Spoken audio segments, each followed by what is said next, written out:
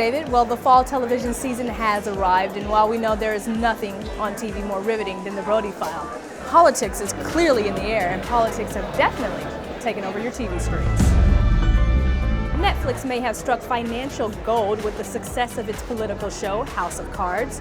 The new season's release date is still unconfirmed, but before the show began, its lead actor, Kevin Spacey, prepared for the role by hanging out with real-life politician, House Majority Leader Kevin McCarthy.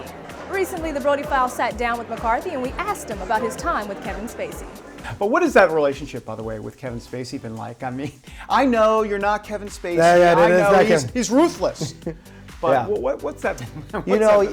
He does that show on Netflix, and I don't agree with everything on the show, but he wanted to see me, and I didn't think it'd be smart to see him. I thought, it's not going to play well. But then I heard he played a Democrat, so that was okay.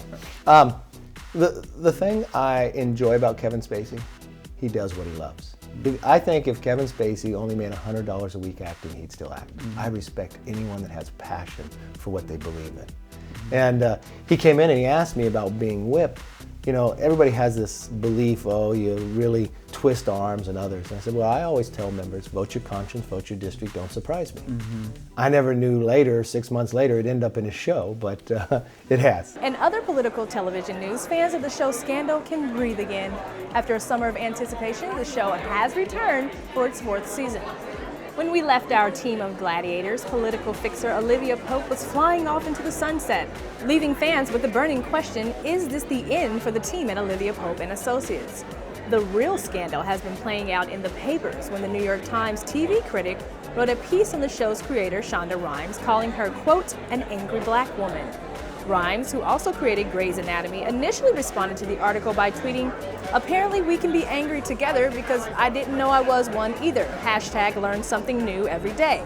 Well, after a slew of backlash from the readers and online, New York Times executive editor Dean Banquet made a statement that he, quote, has an obligation to diversify the staff. Speaking of the show Scandal, the show's star, Kerry Washington, joined a gaggle of other celebrities to take part in the White House's newest campaign titled It's on Us. It's on us to stop sexual assault.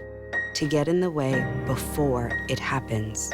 The campaign is aimed at stopping sexual assaults on college campuses.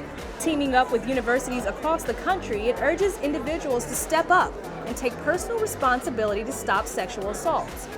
According to the White House, 1 in 5 female students are sexually assaulted, and usually during their first 2 years on campus. That's it for this week's Poplitical. Be sure to keep up with us by following us on Twitter @The Brody File and @AmberC Strong. David, back to you.